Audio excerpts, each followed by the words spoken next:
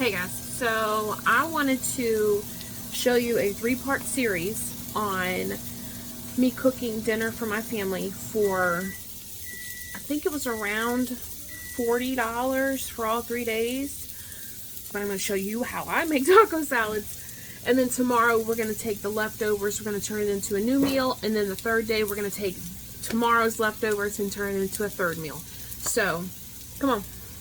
I have 8 of these ground turkeys I got at Walmart for $1.98 a piece, which is super cheap, super affordable whenever ground beef at Walmart is like $7 a pound. You don't have to use ground turkey. I'm just trying to make a cheap, affordable meal that fills everybody. And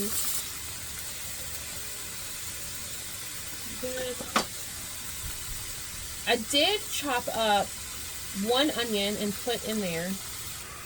Okay, so we're obviously not going to eat all 8 of these. Typically, if I was going to make tacos, we would have 3. Now, ideally, I do mix turkey and ground beef together. We're working with what we have and what was cheap. And wash your hands. Take our handy dandy meat masher. And I know I've been filming in like some weird positions. I really can't get my face and a pot at the same time because my kitchen is so small. My counters are like, they're like this high. I probably have the smallest kitchen in my county, but I am grateful for my small kitchen. Some of you know this, but we used to have 6 kids in a camper during COVID. My husband was working in oil and gas refineries, and we traveled and homeschooled our 6 kids in a camper. And that was the best time of our lives until COVID happened, sent us home. And then suddenly we were just stuck in a camper with 6 kids. Without traveling. And that was absolutely miserable. So I am grateful for my tiny kitchen. I just wish I had more space. One day I will. Right before I started cooking this, I realized I don't have taco seasoning. So we're going to make some. If you do not have a meat masher, what are you doing? First started traveling. I traveled in this, we're adding 3 cans of beans. Any kind of beans. We traveled in this little tiny trailer. It was like a camper, but it was more like a FEMA camper. I don't know if you know what the little FEMA campers look like after Katrina, but it was like that. We took the table and chairs out. We hung a curtain up, and we put the crib. It was a pack and play. We put the pack and play where the table and chairs were. The 1.5-year-old slept there. The infant slept on the pull-out couch because he was not rolling over at the time at all. Slept on the pull-out couch, and our oldest slept on the bottom bunk. The top bunk was used for storage, like pantry storage or whatever. Our first place to go was Ohio. And I remember waking up the next morning. As soon as we got there, we went to sleep. We woke up, snow everywhere. That was the first time I had really seen snow for the first time, because we live down here, deep south Mississippi. It might snow once in a blue moon, but it's not gonna stick usually. No, it did stick a couple of years ago. Anyway, so we worked in Ohio for a while. Well, we stayed in Ohio. My husband worked in West Virginia, which is right where we were staying in Ohio was really close to where he was working in West Virginia. And we met some of the best people. We stayed at this. It wasn't even a campground. It was this wonderful couple had a house right across the street, and they had a couple of camper hookups next to a pond. And we stayed there. We became friends with them, and our boys were about the same age, so they got to hang out, and it was great. Traveling, you got to meet some really awesome people. Next, okay, so we did our meat. We got our onion in there. We did 3 cans of beans. Again, you do not have to use this much. Okay, this is going to be spread over 3 days for my family of 8.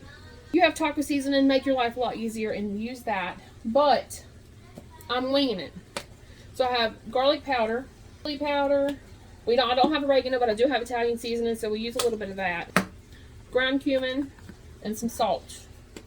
So we stayed in Ohio, worked in West Virginia for a little bit, and then we got a call saying that they wanted us in Wyoming. So on the way to Wyoming, we pulled this little camper with our little pack and play. Got to Wyoming, stopped in this town called Hannah, Wyoming, and it was like population 6 or something so small. Okay, it was so small, and I told my husband, I said, we are too far. I think we're in the hospital. Like, I like to plan. If something happens to the kids, we have to get there fast. You know, an ambulance is not going to come way out there. So we stayed there for about a week. We did end up needing a doctor for the baby. And I didn't know anybody. So I get the kids in the car. We go to the hospital in Rawlins and make it to the hospital, sitting in the waiting room. The doctor comes out into the waiting room just to look over, just to look at my son to say, he's going to be okay. It's fine. But he comes out in Wrangler jeans, cowboy boots. He did have a scrub shirt on, but I just thought it was so funny that we're out in the middle of nowhere in the country of Wyoming, and even the doctor dresses part. It was, I don't know, it kind of made me feel at ease. But we stayed in Hannah for maybe a week, and then we moved to Rawlins, and we stayed there until we left Wyoming. And I would go back if I could, because everybody was so nice, and you didn't have like all of these judgy people looking at you.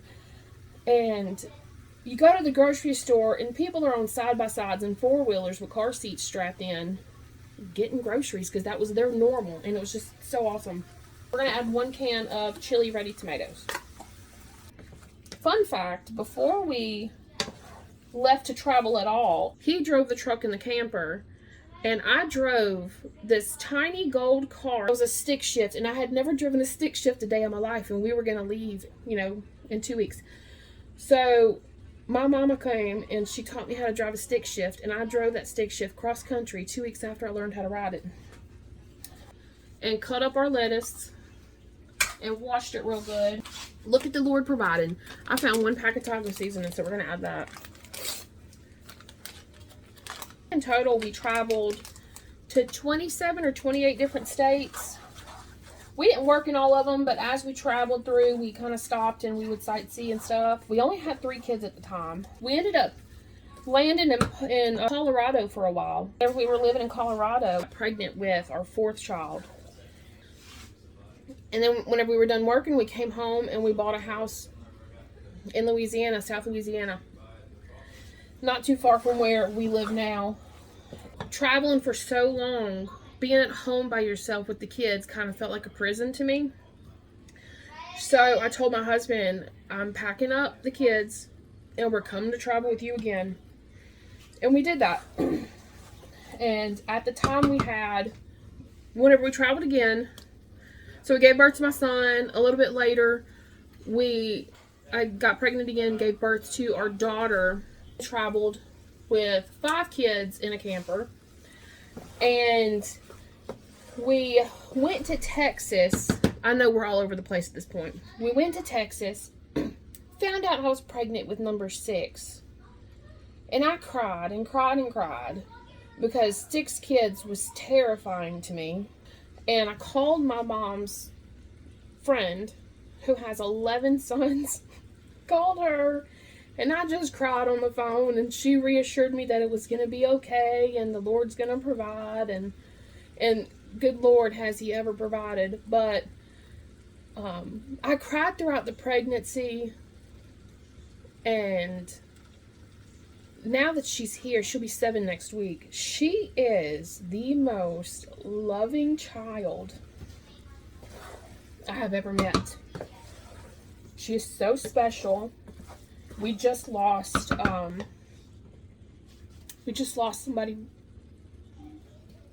just lost somebody really dear to us. And we had his funeral yesterday. And at the funeral, she's the one going around comforting everybody. You know, she's sad, but it's like she's wise beyond her years. She's just so special. I mean, all of my kids are special. So I'm saying that because being terrified of having 6 kids, and you pray the whole pregnancy, like, Lord, how am I going to get through this? Like, I don't know what to do. She wasn't planned, obviously, if I was terrified. But it's almost like God said, chill out, I got you. And he gave me something that I cannot live without. Even to this day, she's my biggest helper. That's enough about my ranting on. I guess that's story time with Christy, huh? It's in a bowl. We're going to take... These are my favorite. I like these, the multi-grain scoops. I'm going to take you some chips. We got our veg, whole grain. Get you some meat. Put it on top. Okay? That's about enough. We're going to get you some dairy. Smell it first. Make sure it's good. Put you some on top. Then you're going to get you some salsa. This is important. Put you some on top. Can you get me the salad dressing, please? Yes, ma'am. Call me bougie. We're using, I guess not bougie enough because it's Walmart brand, Olive Garden Italian dressing. You just go, good Lord, help it. You're just going to put some of that on there. Now you can top it with tomatoes, avocado, more onion, sour cream. I don't like it like that. You wait, use this for you? It's good? Mwah. Bye, guys.